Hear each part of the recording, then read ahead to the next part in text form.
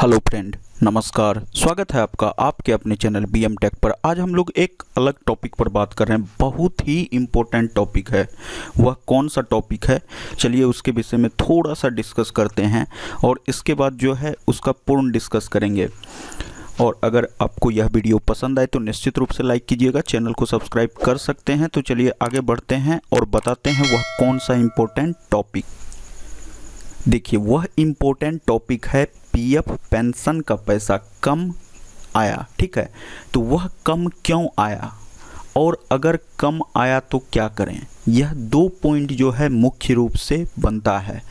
इसी दो पॉइंट के विषय में आज हम लोग चर्चा करेंगे। जैसा कि देखिए लगा के भी हम रखे हुए हैं, पीएफ पेंशन का पैसा कम क्यों आया, और दूसरा पॉइंट है पीएफ पेंशन का पैसा कम आया अब क्या करें। ठीक है, तो इस दोनों पॉइंट को चलिए बारीकी से हम लोग समझते हैं। पहला पॉइंट है पीएफ पेंशन का पैसा कम क्यों आया। तो देखिए, अगर एक यूएन के साथ 2-3 पीएफ का अकाउंट लिंक है, ठीक है, तो उस केस में क्या होता है कि हम लोग प्रीवियस को अपने प्रेजेंट वाले में ट्रांसफ़र कर लेते हैं। ठीक है, तो इस तरह से क्या होता है कि 2-3 पीएफ का पैसा जो है प्रेजेंट अकाउंट में आ जाता है, वहाँ पेंशन का पैसा शो नहीं होता है पासबुक में। तो उस केस में क्या होता है, कैलकुलेशन में प्रॉब्लम के कारण जो है पेंशन का पैसा सही से नहीं आ पाता है। ठीक है, और यह जो है टेक्निकल एरर है, इसके कारण जो है पैसा पूरा का पूरा नहीं आ पाता है।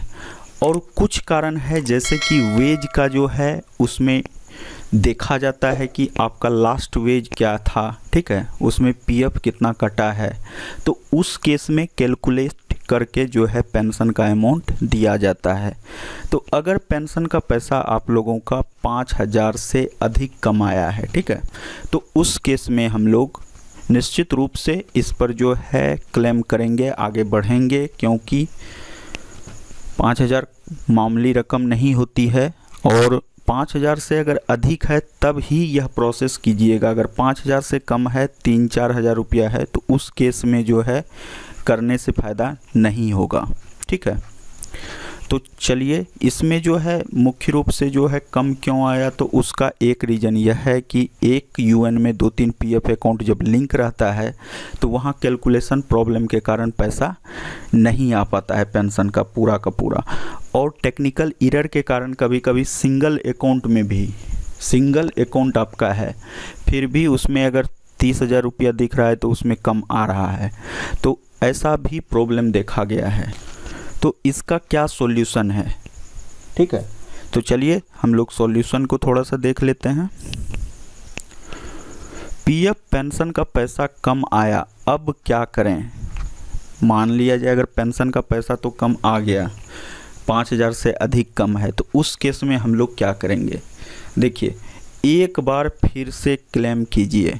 तो यहाँ क्लेम करने का अर्थ है कि हम लोग फिर से 10C क्लेम करेंगे और वहाँ जो पासबुक हम लोग अटैच कर रहे हैं उस पासबुक के नीचे में स्पष्ट रूप से लिखेंगे कि मेरे पीएफ पेंशन में जो है इतना बैलेंस था, जो आपका बैलेंस था पहले से, ठीक है, उसमें से हमको सिर्फ इतना ही दिया गया है, तो प्लीज़ मेरा जो है रेस्ट अमाउंट जो बचा वह लिख दीजिएगा, इतना अमाउंट सेटल्ड कर दीजिए। ठीक है, हम आपसे रिक्वेस्ट करते हैं।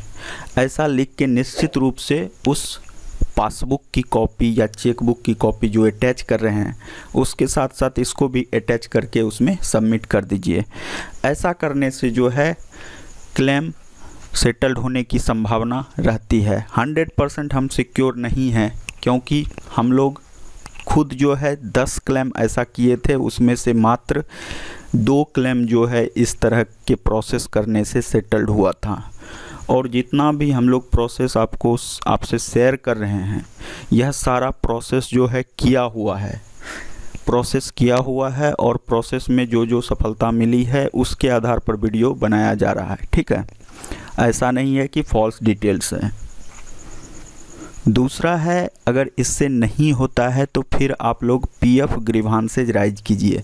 जब पीएफ ग्रीवांसेज राइज करेंगे, उसमें पेंशन के अमाउंट के विषय में सारी बात बताएंगे, तो उस जगह जो है आपको उधर से रिप्लाई मिलेगा और उसमें जो बताया जाएगा उस तरह से प्रोसेस फॉलो कीजिए, फिर आपका जो है क्लेम सेटल्ड होने की संभावना बढ़ जाएगी। ठीक है।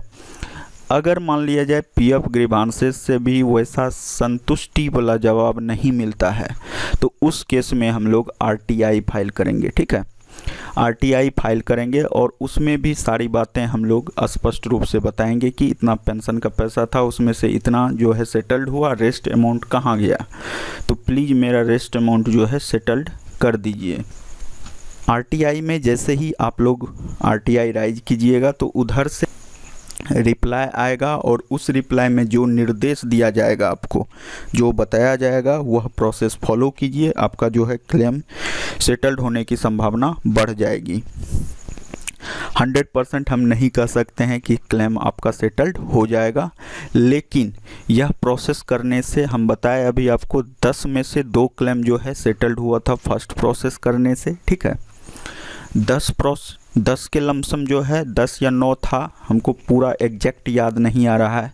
पीएफ ग्रीवांसेज हम राइज किए थे तो उसमें से 10 में से 3 केस ही इसमें से सेटल्ड हो पाया था। ठीक है, और आरटीआई वाला जो रिक्वेस्ट था, आरटीआई के रिक्वेस्ट से हम सारा डिटेल्स निकाले थे और डिटेल्स निकालने के बाद हमने ऑफलाइन फॉर्म फिलअप करवाया था क्लाइंट से। ठीक है, तो उस केस में उनका क्लेम सेटल्ड हुआ था। आरटीआई का केस 3 था, जिसमें से 2 को हमने उनको भेजा पीएफ ऑफिस, क्योंकि इसमें आरटीआई में बताया गया था कि आप लोग ऑफलाइन फॉर्म फिलअप कीजिए और जाके हैंड टू हैंड सबमिट कीजिए या बाय पोस्ट सबमिट कीजिए।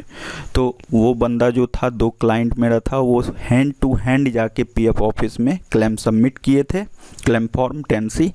तो उसके बाद उनका क्लेम जो है सेटल्ड हो गया था। तो इस तरह से यह एक्यूरेसी है, 100% एक्यूरेसी नहीं है इस प्रोसेस का। ठीक है, तो अगर आपके साथ भी यह प्रॉब्लम है तो आप यह प्रोसेस फॉलो कर सकते हैं, आपको सफलता मिल सकती है। ठीक है, तो निश्चित रूप से अगर 5000 से अधिक पैसा है तो प्रोसेस फॉलो कीजिए, पैसा जो है आने की संभावना बढ़ जाएगी।